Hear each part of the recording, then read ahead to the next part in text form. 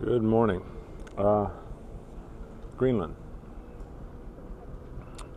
About sometime in late May, 8 or 9 in the morning, and we are in Qaqortoq. The pronunciation is not exactly right. I heard an Inuit say it, and I found that most non-Inuits can't say it correctly. That's about as close as you're going to hear from people like me anyway. And we're going to go ashore today. This is one of the bigger towns. Again, remembering there's only tens of thousands of people in all of Greenland. It's not huge. It has a landscape like the place we were just at. It's a little more mountainous here. There are obviously more people. Nice little harbor. Hard to believe anyone could set up a permanent base here. Not now, because it's so, the water's so calm, weather's so nice. It's barely above freezing.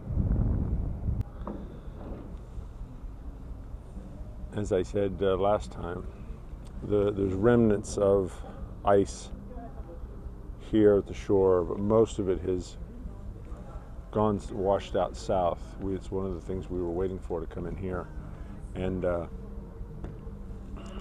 just so little of it around. Of course, again, it is late May, but in this part of southern Greenland, there's very little ice, and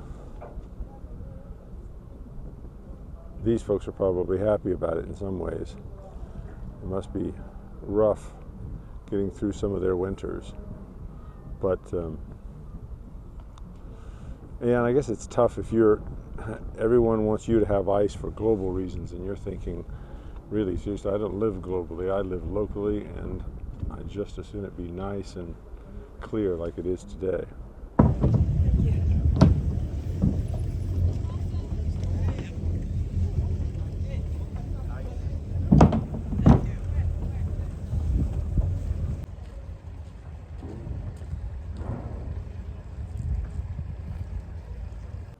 All right, here is my idea of a perfect house. I've been wanting something like this for years, and this is an igloo version of what I have in mind. I do not understand why houses cannot be made out of plexiglass to allow for increased warmth, energy efficiency, etc., and why you couldn't have something like a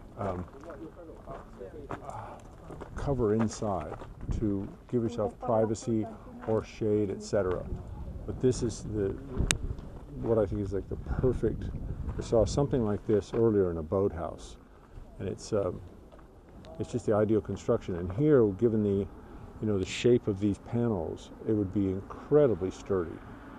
So something more like this, please.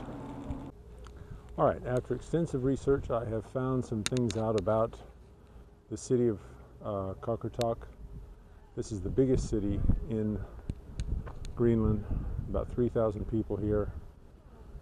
The name effectively means white because there's a lot of white granite in the area. Founded about 1775 by Danish and Norwegian folks, and been one of the biggest,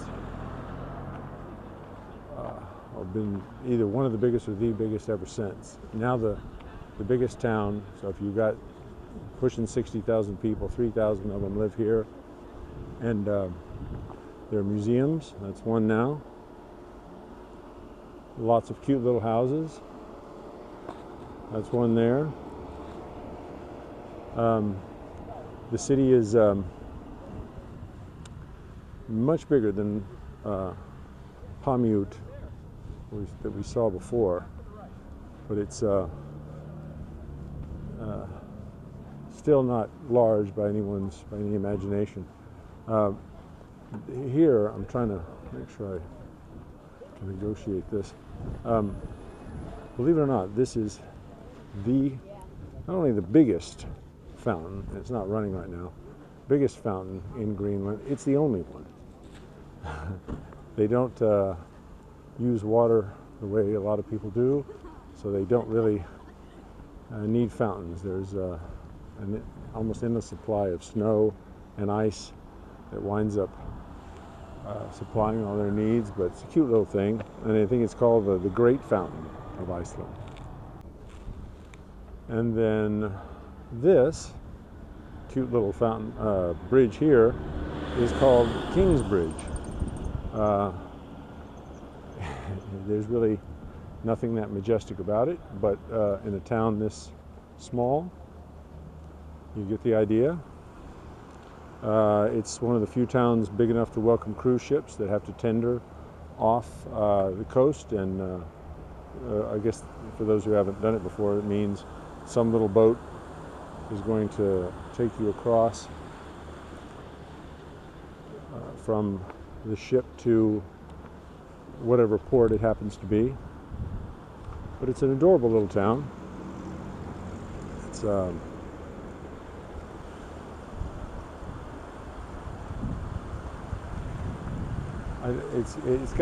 it's one of the things I was on about yesterday. It's got a fur industry, which we frown upon, and you can buy. It's on the other side. I'll see if I can get a picture of it. But it's they make all kinds of garments out of various types of animals, including seals, which you can still you could buy it here and take it to Canada, but you can't take it to the States. And of course, we think of seals as the adorable creatures they are, but that goes back to the aesthetic stuff of should you be killing or not killing animals based on whether you think they're adorable. Should you be killing them at all? That kind of stuff. But it definitely plays a role in which critters stick around, which become abundant, and which go extinct.